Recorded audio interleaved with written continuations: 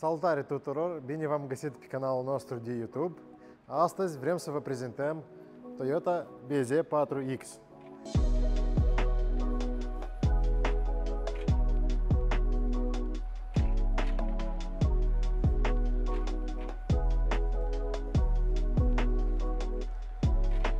Este prima încercare a celor de la Toyota să producă o mașină full electric.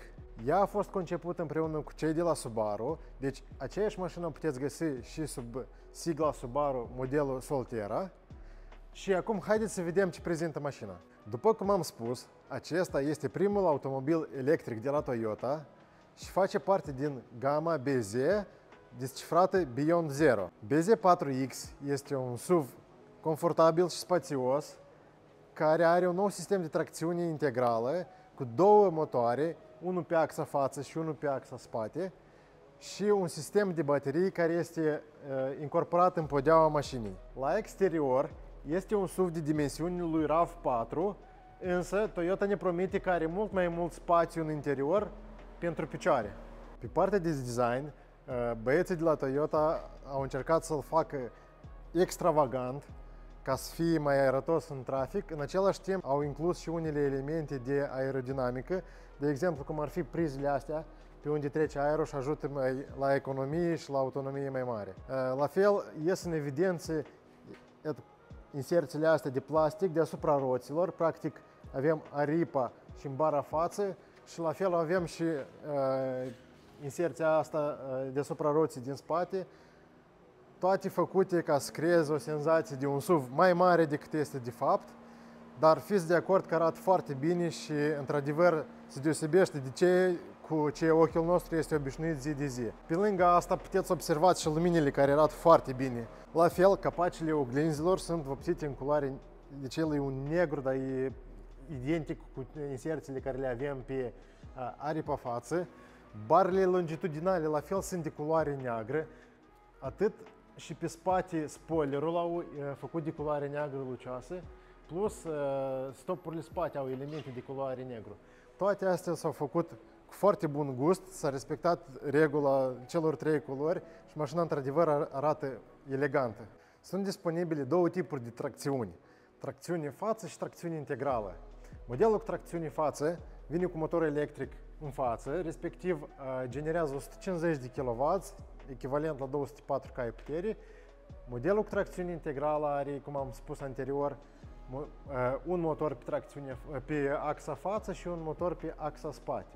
Cumulativ generează 217 cai putere. Nu influențează nicicum la viteza maximă cu care puteți să conduceți, în schimb, accelerează mult mai repede modelul cu tracțiune integrală. Dacă la modelul cu tracțiune față avem 84 secunde până la 100, atunci varianta cu tracțiune integrală face 100 în 7,7 secunde. Bateria mașinii are o capacitate de 67 kWh și ceea ce înseamnă 450 km autonomie conform standardului WLTC. Aceasta înseamnă că Toyota este ceva mai bună decât Volkswagen ID4 sau Ford Mustang Mark E, dar mai slabă decât Tesla Model Y. Cu un încărcător rapid cu capacitate de până la 150 kWh de tip CCS2, este posibil să încărcăm bateria de la 10 la 80% în doar 30 de minute.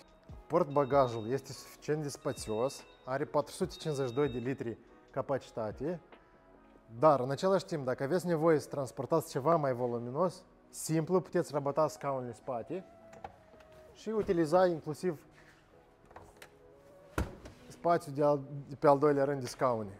În interior, designul este conceput pentru a oferi spațiu și confort șoferului și pasagerilor. Eu, de exemplu, mă simt izolat, strict nevoit să țin mâinile pe volan și să mă uit la ecranul din față, din motiv că acest tunel îmi creează parcă o zonă individuală a mea.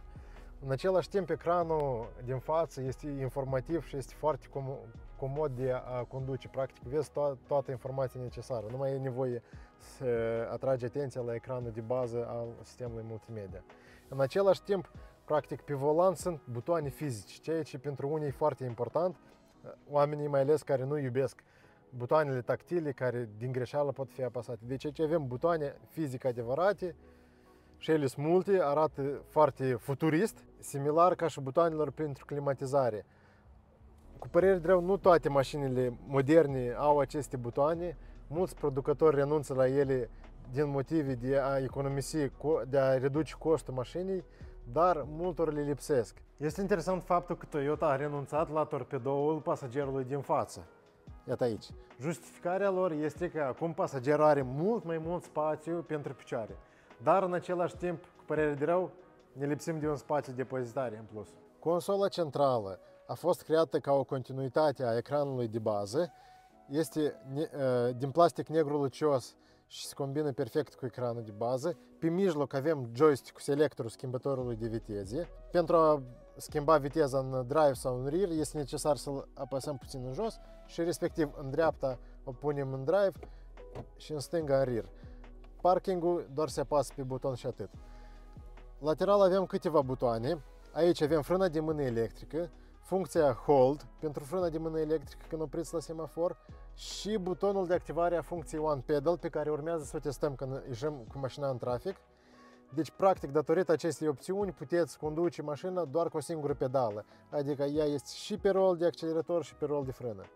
Pe partea dreaptă avem regimul Eco Mode, butonul Snow presupunem că este pentru iarnă, care îi oferă mai mult stabilitate mașinii și tracțiune mai bună, deconectarea sistemului de antiderapare și camerele. Pe modelul dat avem camere 360, o cameră față, două lateral și una spate. Sub ecranul de bază, pe lângă butoanele fizice de care am vorbit, sunt câteva butoane tactile. Încălzirea, ventilarea scaunelor sunt cu butoane tactile, la fel și încălzirea volanului este tactilă.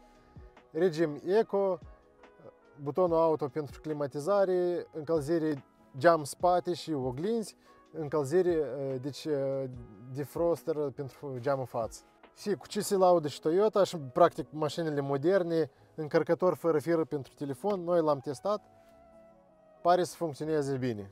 Ce ține de spațiu, de depozitare, chiar dacă ne lipsit de torpedou cu care mulți sunt obișnuiți, avem spațiu aici sub cotieră, spațiu pentru pahare și mai avem aici o nișă în care, nu știu, pot fi pus ceva mici chestiuțe, dar la fel avem și sub panoul central aici un spațiu de depozitare. Mașina, noi practic acum am pus cărțuliile care urmează să le transmitem proprietarului. Automobilul prezentat este echipat și cu acoperiș panoramic.